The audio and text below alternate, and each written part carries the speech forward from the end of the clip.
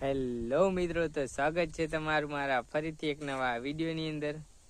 તો મિત્રો, વિડીયોમાં બન્યા રહેજો. આજે આપણે વાત કરવાના છે કે શરમ કેવી રીતે નહીં આવે, એટલે મતલબ બ્લોગિંગ કરતાં શરમ કેવી રીતે નહીં આવે.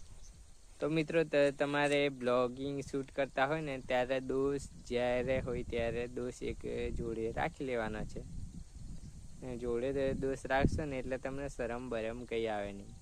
કે એની સાથે વાત કરવાનું ને વિડીયો શૂટ કરવાનું, એ તમારે બિંદાસથી બ્લોગ શૂટ થઈ જશે. એવી રીતે તમે 2-3 વાર કરશો ને એટલે તમને બિલકુલ શરમ નહીં આવે. તો મિત્રો, એવી રીતે તમે ટ્રાય મારજો. ને